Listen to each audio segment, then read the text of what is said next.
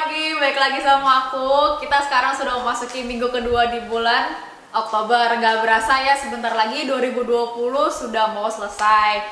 Uh, Hari ini kita akan membawakan sebuah lagu untuk pembukaan, yaitu Menikmati Kasih. Sebelum kita mulai ibadah pada pagi hari ini, aku minta Ibu Evangelis Like Karuniati Hanjoy untuk membawakan doa pembuka. Tuhan Yesus Allah Bapa kami di dalam surga, terima kasih dan puji syukur pagi hari ini kami boleh berkumpul bersama. Kita boleh bersama-sama berkumpul di dalam ibadah minggu kedua di bulan Oktober ini. Terima kasih Bapa yang baik, kami mau Engkau memberkati ibadah kami mau kami tetap diberikan sukacita dan tidak mengurangi sukacita kami walaupun kami harus ibadah di rumah. Tuhan Yesus sertailah ibadah ini dari awal, pertengahan hingga pada akhirnya. Urapan Roh Kudus mengalir buat Adeline yang akan menjadi WL, Pak Dali yang pegang komputer, pegang keyboard, dan aku yang akan menyampaikan kebenaran firman Tuhan. Biarlah kami semua boleh diberkati, juga jemaat yang mengikuti ibadah pada pagi hari ini juga Tuhan berkati. Terima kasih Bapa di dalam surga, biarlah Roh Kudus mengurapi setiap kami. Di dalam nama Tuhan Yesus kami serahkan ibadah kami pada pagi hari ini. Haleluya, amin.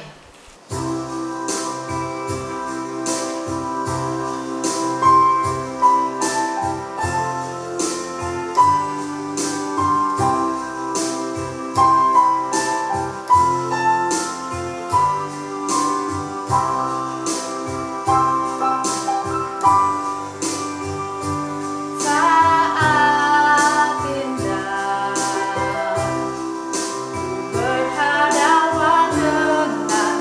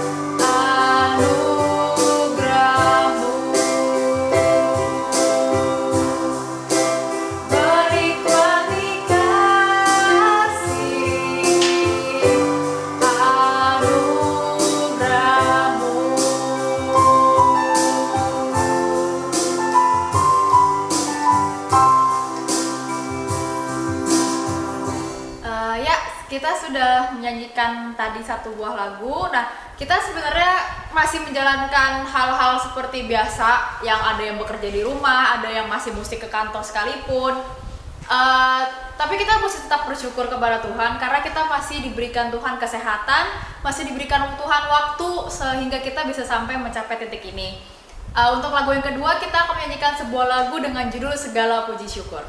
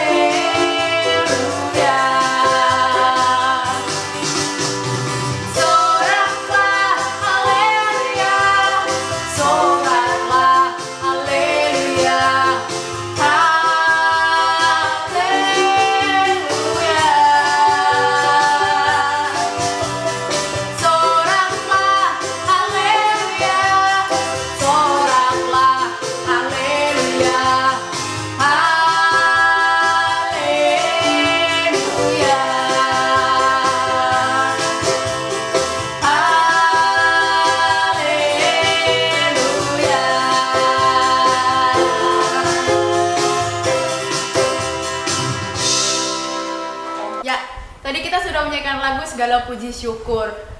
Kita mengucap syukur kepada Tuhan karena Tuhan masih memberikan kita kesehatan.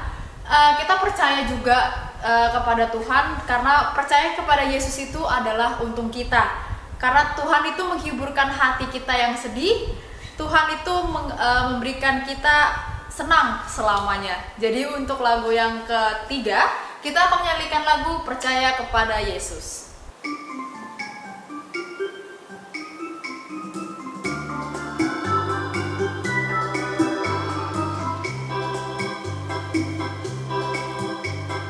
Percaya pada Yesus itulah untukku, Dia hiburkan hati yang susah. Percaya pada Yesus itulah untukku, hidup senang selamanya. Percaya pada Yesus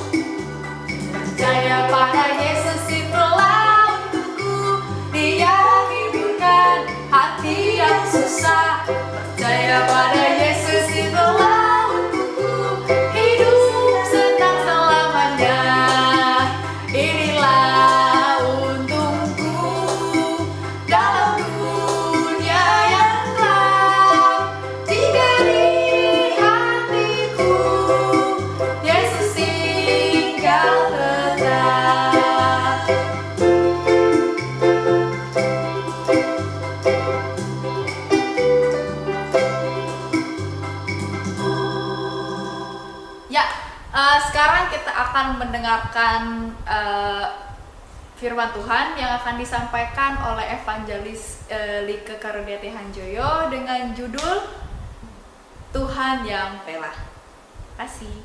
Oke, selamat pagi. Kita akan masuk di dalam firman Tuhan yang pagi ini saya akan sampaikan ya. Anak-anak sekolah minggu, ikut bersama Papa dan Mama, kita ibadah bareng ya. Kita mengucap syukur, kita berdoa dulu yuk. Bapa di dalam surga, kami akan masuk di dalam firman Tuhan.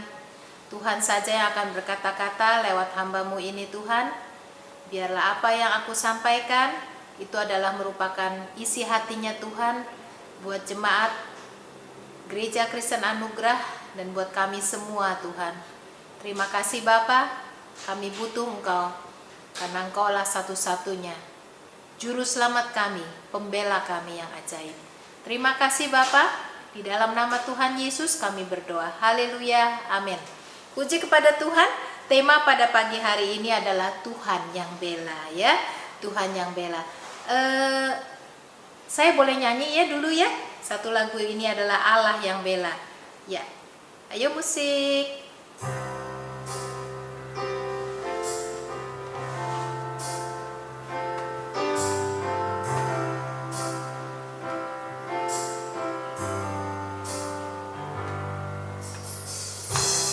Allah yang bela, siapa lawan Dia? Lebih dari pemenang dalam segala hal. Ku pasti dapat lakukan semua. Yesus yang beri kekuatan, oh terpujilah namanya. Sekali lagi yuk kita nyanyi lagu ini. Allah yang bela, siapa lawan Dia? Lebih dari pemenang dalam segala hal. Ku pasti dapat lakukan semua.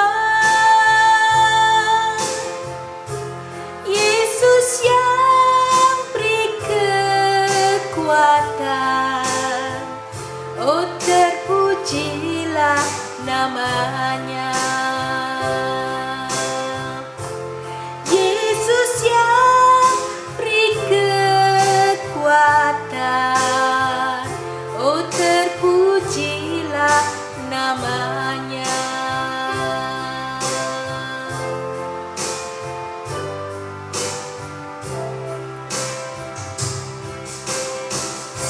Iya, Tuhan yang bela. Kita akan baca dari Daniel 6 ayat 1 sampai 29. Banyak ya, banyak. Yuk tetap kita baca ya. Judul perikop ini adalah Goa Singa. Nah ini anak-anak sekolah minggu pasti tahu cerita tentang ini, tapi kita akan ulas kembali ya. Yang besar-besar belum tentu tahu ya. Yuk. Daniel orang Media menerima pemerintahan ketika ia berumur 62 tahun, sama-sama umur saya ya. Lalu berkenanlah Darius mengangkat 120 wakil-wakil raja atas kerajaannya. Mereka akan ditempatkan di seluruh kerajaan. Membawahi mereka diangkat pula 3 pejabat tinggi, dan Daniel adalah salah satu dari ketiga orang itu.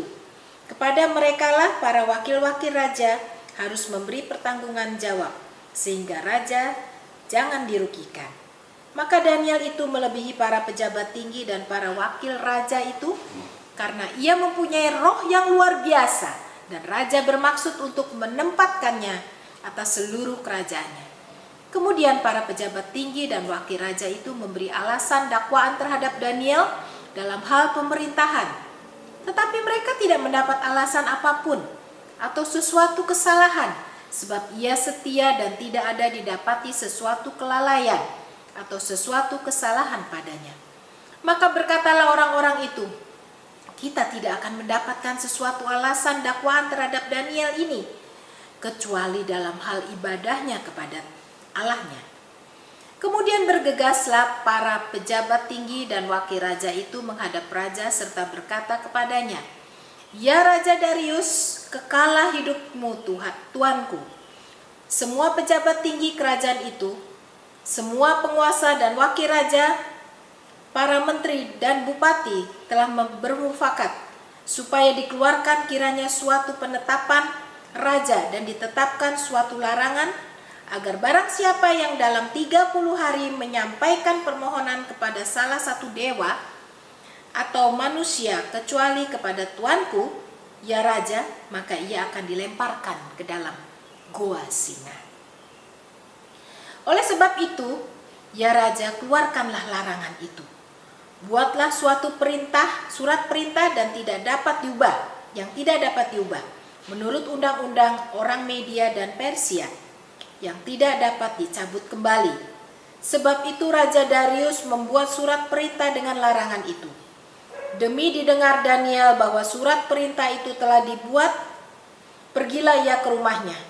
Dalam kamar atasnya ada tingkap-tingkap yang terbuka ke arah Yerusalem.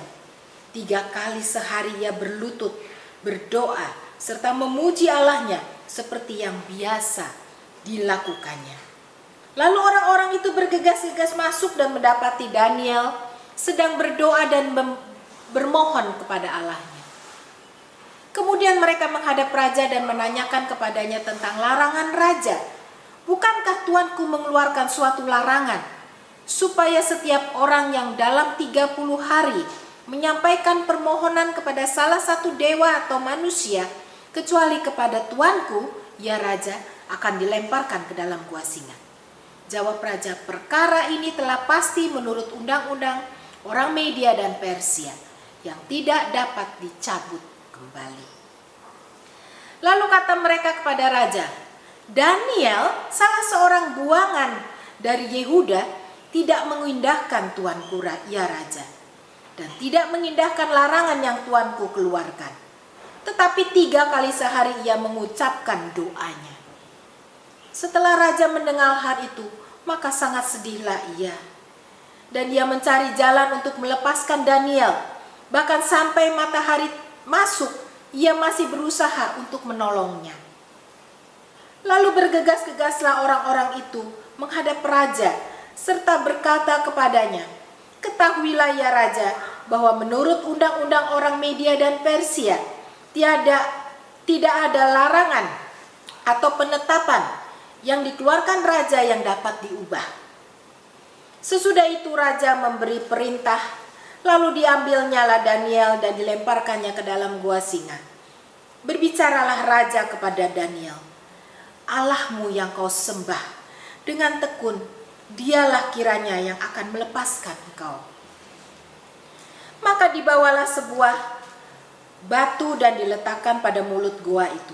Lalu raja mencap itu dengan cincin meterainya dan dengan cincin meterai para pembesarnya, supaya dalam hal Daniel tidak dibuat perubahan apa-apa.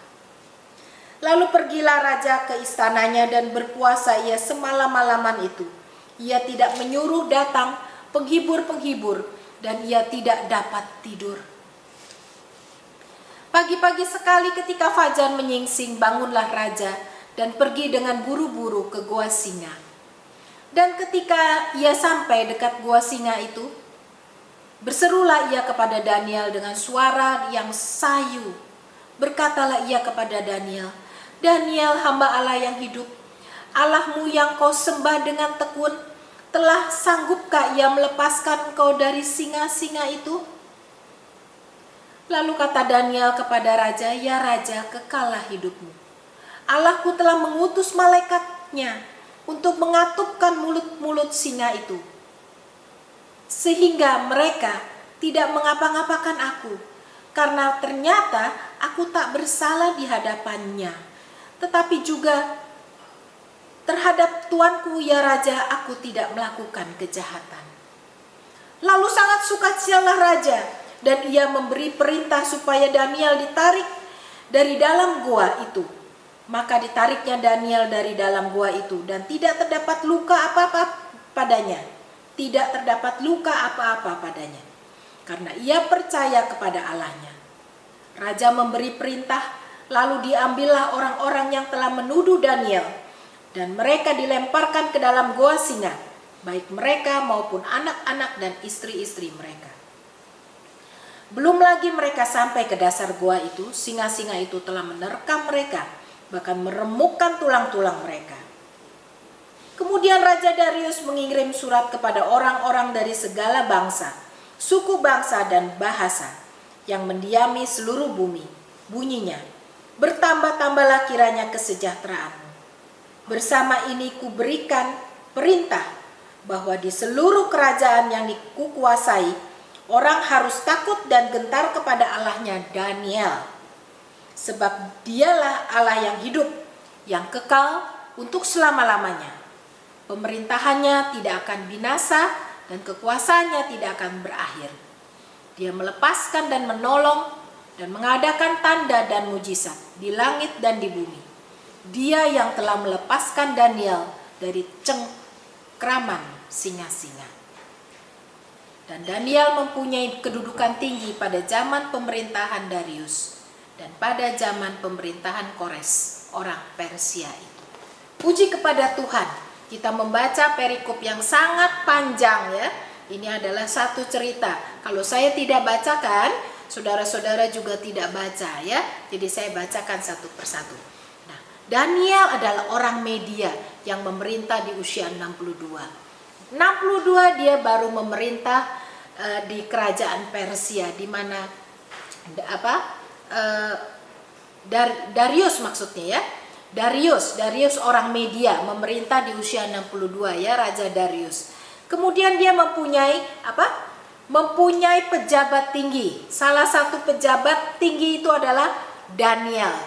Daniel itu adalah orang buangan katanya, orang buangan Yehuda. Tapi dia adalah orang yang sangat-sangat berkenan di hadapan Tuhan. Walaupun dia memiliki kedudukan yang tinggi, tidak mengurangi waktunya untuk dia bersekutu dengan Tuhan. Jadi kita tahu kenapa dia dapat kedudukan yang tinggi. Kenapa dia boleh memperoleh kepercayaan daripada Raja Darius? Karena dia mengutamakan Tuhan. Karena persekutuannya dengan Tuhan, maka Tuhan pedulikan dia. Ya. Daniel menjadi salah satu pejabat tinggi. Daniel melebihi para pejabat tinggi dan para wakil raja karena dia punya roh yang luar biasa. Dia punya apa? Roh yang luar biasa. Roh Kudus. Kenapa? Setiap pagi, setiap siang, setiap sore, sehari 3 kali dia berdoa, dia berlutut di kaki Tuhan. Dia bersekutu dengan Tuhan. Membangun hubungan yang intim dengan Tuhan. Itu salah satu resep keberhasilan Daniel menjadi orang nomor 1. Nomor 2 ya, nomor 1 Darius. Nomor 2 di negara Persia itu, di kerajaan Persia. Daniel mengutamakan Tuhan dan dia bekerja dengan baik karena Tuhan memimpin dia. Roh Kudus mengurapi dia sehingga dia boleh menjadi orang yang luar biasa. Biasanya kalau menjadi orang yang luar biasa, musuhnya pasti banyak. Pasti banyak. Kalau kita hidup benar di hadapan Tuhan, kemudian kita menjadi orang nomor 1, kita tidak menyeleweng ke kiri, ke kanan, enggak, kita jalan terus. Kiri kanan banyak musuhnya. Betul? Betul. Apalagi di kantor. Kantor itu paling senang sikut kiri, sikut kanan ya. Tujuannya apa? Untuk mendapatkan tahta. Untuk mendapatkan nama. untuk mendapatkan karier yang luar biasa. Tapi tidak disertai dengan apa? Hikmat. Tidak disertai dengan kepandaian. Balik lagi ya. Hikmat dan kepandaian itu jalannya sama-sama. Tidak punya hikmat, tidak punya kepandaian, tapi punyanya apa? Mulut besar. NATO.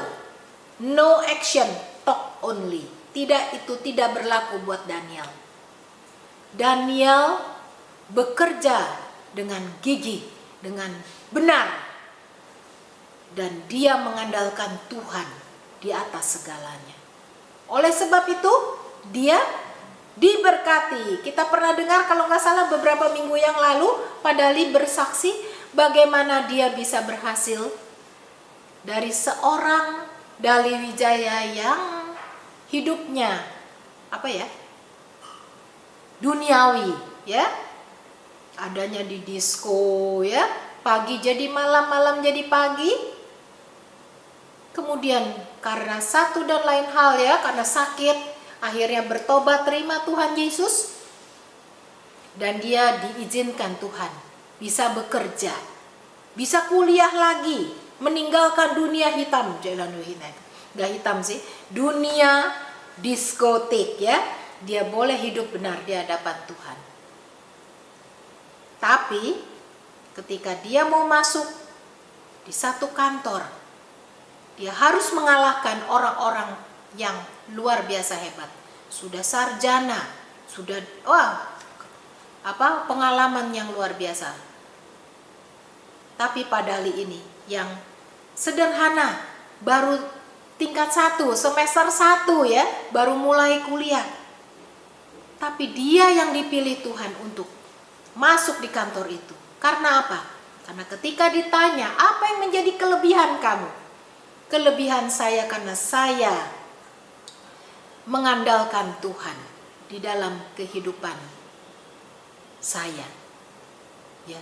Jadi itu yang dia andalkan. Daniel juga seperti itu. Dia mengandalkan Tuhan, dia tidak mengandalkan otaknya yang sekepel. Dia tidak pandang kiri, tidak pandang kanan, orang gak suka, dia tetap berjalan lurus. Kalau sudah begitu, banyak orang yang coba cari-cari. Cari-cari apa? Cari-cari salahnya. Daniel dicari salahnya. Mereka pengen tahu nih, Daniel nih kira-kira korupsi apa enggak? Kira-kira Daniel ini suka main perempuan apa enggak? Kira-kira Daniel ini suka curi-curi waktu enggak? Semuanya enggak ketemu. Kecuali satu.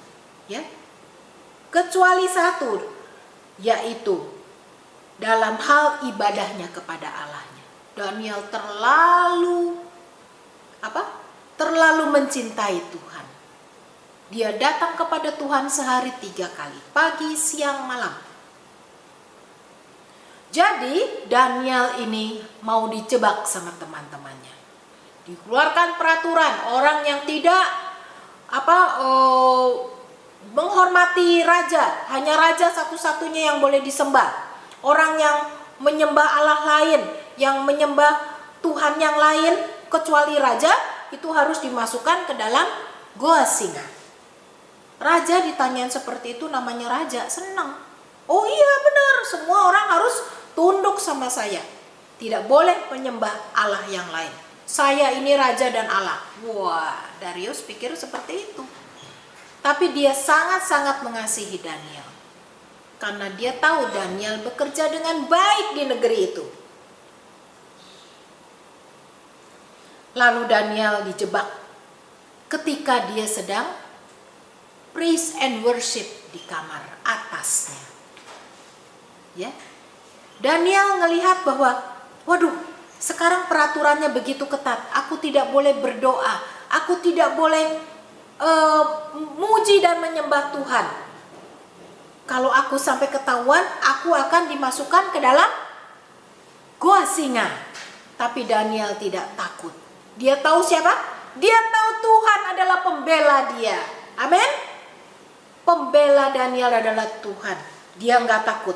Dia tetap praise and worship di kamar atasnya seperti yang biasa dia lakukan. Tadi ayat 11 dan 12 katakan, ya. Kemudian Mereka sergap. Nah, ya Daniel ketahuan ya, masih menyembah Allahnya. Ayo kita bawa ke Raja Darius. Nih Raja Darius, Daniel masih berdoa sehari 3 kali kepada Allahnya. Kita kan sudah bikin peraturan, yang menyembah Allahnya itu harus dimasukkan ke lubang singa. Raja Darius gak tahu bahwa dia sedang dijebak. Bikin peraturan, akhirnya yang kena adalah Daniel, yang dia rasa adalah orang yang paling baik di negeri itu. Tapi raja harus konsekuen dengan peraturan yang dia telah buat. Ya, akhirnya Raja Darius sedih karena ketetapan yang dia buat adalah bumerang buat dia.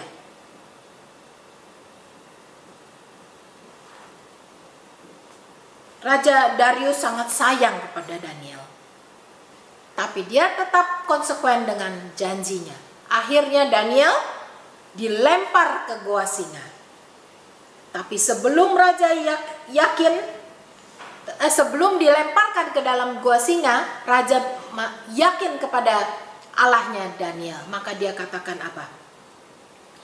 Daniel, Allahmu yang engkau sembah yang akan menolong kamu, yang akan melepaskan kamu dari mulut singa. Jadi Darius sudah ketularan, ya. Ketularan apa? Ketularan imannya Daniel. Dan dia percaya bahwa Daniel akan ditolong Tuhan. Sampai di istana Raja Darius gak bisa apa-apa. Dia tidak nafsu makan. Akhirnya dia doa dan berpuasa. Sepanjang malam dia tidak tidur. Dia mikirin Daniel, besok pagi saya mau lihat Daniel sudah jadi apa. Dia sedih. Dia menangis sepanjang malam. Karena Daniel tidak bersalah, maka dia dibela oleh Tuhan. Tuhan membela dia. Kemudian pagi-pagi Raja Darius ngapain? Datang ke goa. Dia bilang, Daniel, apakah kamu sudah baik-baik saja? Apakah Allahmu sudah menolong kamu? Daniel nyaut, ya Raja, aku baik-baik saja. Malaikat datang mengatup mulut singa, sehingga aku terbebas dan aku bisa tetap hidup. Wah, Raja luar biasa sukacita, dia gembira. Terus dia katakan, cepat bawa Daniel keluar dari lubang singa, dari goa singa. Daniel keluar dari goa singa.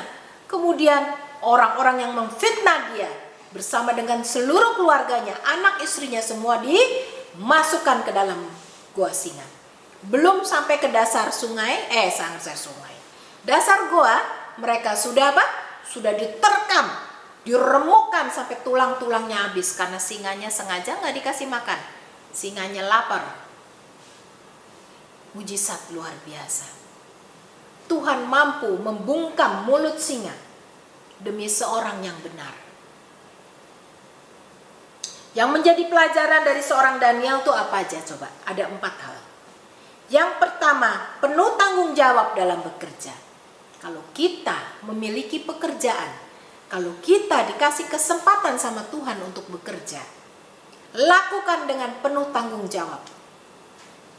Besar atau kecil pendapatan yang kamu dapat, kamu harus tetap bertanggung jawab. Jangan nanti kalau ada sesuatu yang lebih enak, tinggalin aja sebodoh amat. Di sana nggak enak, gajinya kecil, nggak mau. Aku cari yang gede aja. Tidak ada tanggung jawab. Misalkan bosnya sedikit rewel, itu orang rewel, nggak usah diperhatiin. Aku nggak mau deh kerja sama dia. Aku mau cari tempat lain. Ya, semua harus dilakukan dengan penuh tanggung jawab.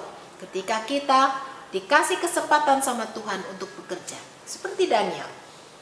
Itu adalah salah satu kunci keberhasilan Daniel menjadi orang yang berhasil di kerajaan Persia. Yang kedua, tidak ikut dalam kelompok orang yang mencari muka kepada Raja Darius. Itu Daniel. Teman-temannya bukan kerja yang diutamakan. Yang penting apa? Cari muka. Wow, mengagung-agungkan raja ya, supaya dikasih kedudukan yang lebih hebat lagi. Di kantor juga kadang-kadang gitu. Yaitu tadi, no action talk only. Cuman bisa ngomong, nggak bisa kerja. Jadi sikut sana, sikut sini, supaya berhasil. Daniel tidak masuk di dalam golongan itu. Dia tidak mau bergaul dengan orang seperti itu. Pergaulan yang baik akan tercemari dengan kalau kita bergaul dengan orang yang salah. Ya, pergaulan yang jahat akan mempengaruhi kebiasaan yang baik. Jangan lakukan itu. Yang ketiga, pelajaran dari seorang Daniel, tetap bersekutu dengan Tuhan walaupun beresiko. Mungkin dia di tengah orang-orang yang agamanya beda. Mungkin di tengah orang-orang yang tidak punya agama. Mungkin di tengah orang-orang yang tidak suka beribadah. Tapi Daniel tetap tidak takut dan tidak malu mengakui Tuhannya sebagai apa? Sebagai penolong dia, sebagai juru selamat dia, sebagai pembela dia. Dia tetap bersekutu, dia tetap memuji Tuhan. Sehari berapa? 3 kali.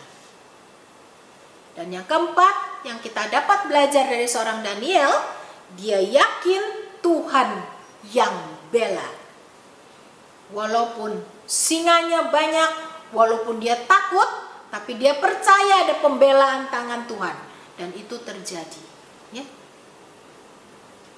Sekarang kita nih, yang masih hidup di dalam dunia ini, yang banyak sekali masalah yang terjadi, kita perlu pembelaan Tuhan.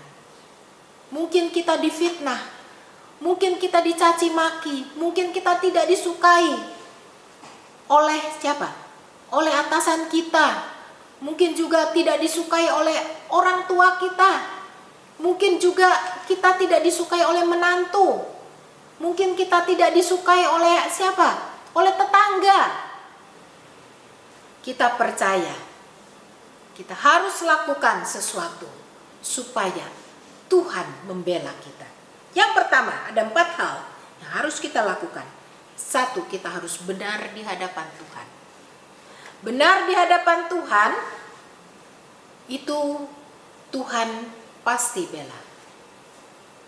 Benar di hadapan Tuhan, jangan kompromi dengan dosa kecil ataupun dosa besar. Itu benar di hadapan Tuhan. Hidup kudus berkenan di hadapan Tuhan, itu benar di hadapan Tuhan.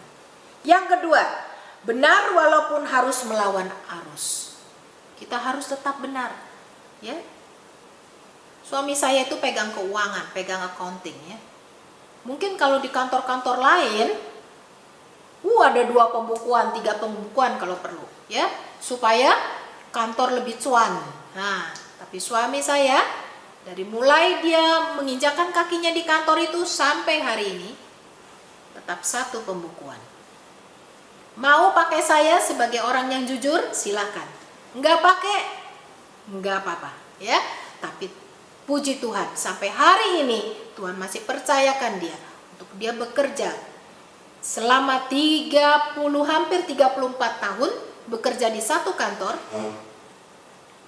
dengan 1 keinginan dia. Benar di hadapan Tuhan dan benar di hadapan sesama. Walaupun melawan arus, ya, orang pajak kadang-kadang mikir kali, aduh ini kok nggak ada miring-miringnya sama sekali. Nggak ada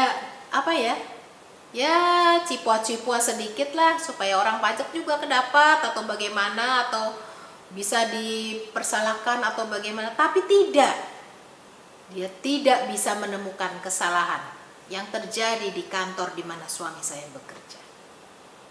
Itu kemuliaan bagi Tuhan, ya. Apabila kita menunggu pembelaan Tuhan, hal ketiga yang harus kita lakukan adalah membangun persekutuan dengan Tuhan setiap hari. Syukur-syukur bisa kayak Daniel, sehari 3 kali datang kepada Tuhan, pakai lutut untuk bertelut di hadapan Tuhan. Tapi paling tidak kita berdoa dan membaca firman Tuhan setiap hari. Jangan ada bolongnya. Ya. Kalau kita mau Tuhan bela perkara kita. Jangan tinggalkan Tuhan. Aduh, nggak sempet. Nggak ada orang yang sempet. Nanti sempetnya kalau udah mati. Dan yang keempat, kita percaya bahwa pembelaan Tuhan pasti terjadi. Kita percaya itu? Kita praktek dengan iman ya. Oke, yuk kita berdoa. Terima kasih Tuhan untuk firman Tuhan yang telah disampaikan pada pagi hari ini. Biar boleh menjadi rema buat hidup kami masing-masing. Dan kami percaya pembelaan Tuhan boleh ada di dalam kehidupan kami. Setiap masalah, setiap problem yang kami hadapi, kami percaya Engkau akan bela kami Tuhan. Biar kami senantiasa boleh benar di hadapan Tuhan, boleh benar di hadapan sesama, boleh senantiasa membangun persekutuan yang indah bersama dengan Engkau setiap hari. Dan kami percaya pembelaan Tuhan terjadi atas kami. Terima kasih Bapa di dalam surga, terpujilah Engkau. Di dalam nama Tuhan Yesus kami berdoa. Haleluya, amin. Haleluya, haleluya. Bapa yang baik, kami sungguh sangat mengucap syukur Tuhan. Kami sudah memuji, memuliakan Engkau. Kami sudah mendengarkan sebagian firman-Mu. Kami bersyukur untuk berkat-Mu yang luar biasa ini. Terima kasih Bapa, berkat anugerah dan kasih-Mu kepada kami sampai hari ini. Kami bersyukur, meskipun kami belum bertemu satu dengan yang lainnya di rumah masing-masing, tetapi biarlah Engkau tetap menyertai jemaat-Mu dimanapun berada. Iman kami boleh semakin teguh, semakin bertumbuh, berkenan dan layak di hadapan-Mu. Terima kasih Bapa. Kami mengucap syukur Kau tetap dan senantiasa menyertai setiap aktivitas kami, dan apapun yang kami kerjakan, penyertaan-Mu senantiasa ada dalam hidup kami. Dan biarlah apapun yang kami kerjakan, Kau turut campur. Kami boleh mengucap syukur, Kau tidak pernah meninggalkan kami, Kau senantiasa beserta dengan kami. Terima kasih Tuhan, Kau memberkati semua kami dimanapun kami berada. Segala permasalahan, persoalan, pergumulan, dan apapun, kami mohon Kau turut campur. Dan hanya kepada Engkau ya Tuhan kami boleh bersandar, kami boleh menaruh pengharapan kami. Dan hanya dalam perlindungan-Mu, terutama pada saat kondisi saat ini, pandemi corona yang mungkin masih belum meredah, tetapi kami percaya Tuhan, kami berseru di dalam nama-Mu, Engkau melindungi kami, Engkau menjauhkan kami dari paparan virus corona. Bahkan kami berdoa juga untuk semua para dokter, medis, para medis, juru rawat yang merawat, yang menjaga orang-orang yang terpapar, juga Engkau berkati, berikan kekuatan, kesehatan, perlindungan-Mu Tuhan, sehingga mereka juga boleh dijauhkan atau tidak terpapar oleh virus corona. Engkau juga berkati orang-orang yang sudah terpapar, Engkau berkati dengan kesembuhan pada waktunya. Dan pada waktunya pula, biarlah pandemi corona ini boleh berlalu, karena hanya Engkau yang sanggup melakukannya. Terima kasih Bapa yang baik, kami mengucap syukur, Kau menyertai setiap kami, pelayanan jemaat-Mu, pelayanan hamba-hamba-Mu, baik sebagai gembala sidang, sebagai pendeta, evangelis, sebagai majelis. Engkau berkati semua, senantiasa dengan urapan kuasa Roh Kudus-Mu ya Tuhan. Pertumbuhan boleh terjadi dalam jemaat-Mu, walaupun dalam kondisi saat ini semakin bertumbuh baik kualitas maupun kualitasnya. Terima kasih Tuhan, hamba-hamba-Mu yang melayani pula dimanapun, desa-desa, pelosok-pelosok desa, di kota-kota, di mana-mana Engkau menyertai, memberkati dengan urapan kuasa Roh Kudus-Mu ya Tuhan. Terima kasih Bapa yang baik. Kami juga tetap serahkan bangsa dan negara Indonesia yang sudah Engkau berkati sampai saat ini. Engkau terus memberkati pemerintahan ada saat ini dengan hikmat daripada-Mu, dari Bapak Presiden, Wakil Presiden, para menteri, para gubernur sampai yang terbawah, badan-badan pemerintahan yang ada semua boleh menjalankan pemerintahan dengan takut akan Engkau, sehingga ada kemakmuran, damai, sejahtera akan karunia keselamatan buat bangsa Indonesia. Terima kasih Bapa yang baik. Kami mengucap syukur. Sekali lagi kami mau serahkan kami semua, jemaat-Mu dimanapun berada dalam tangan-Mu. Kami serahkan juga jemaat-Mu yang mungkin sakit. Tuhan, Engkau jamah mereka pada waktunya dan boleh disembuhkan pada waktunya Tuhan. Kuasa darah-Mu Yesus, bilur-bilur-Mu Yesus boleh menjamah jemaat-Mu atau mungkin orang atau siapapun yang mendengar akan firman-Mu, akan pengharapan ini, seruan ini. Engkau mendengar ya Tuhan. Terima kasih Bapa yang baik. Kami bersyukur, serahkan Tuhan semua hanya di dalam nama Yesus Kristus yang mengajarkan kami dalam doa. Bapa kami yang ada di surga, dikuduskanlah kiranya nama-Mu, datanglah kerajaan-Mu, jadilah kehendak-Mu di bumi seperti di surga. Berilah pada kami makanan kami sehari-hari, dan ampunilah segala kesalahan kami seperti kami mengampuni orang bersalah kepada kami. Jangan membawa kami ke dalam pencobaan, melainkan lepaskanlah kami daripada yang jahat. Karena Engkaulah empunya kerajaan dan kuasa dan kemuliaan sampai selama-lamanya. Haleluya, haleluya. Amin. Bapa, terima kasih.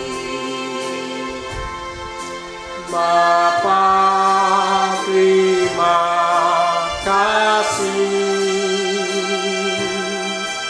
Bapa di dalam surga, puji, terima kasih. Amin.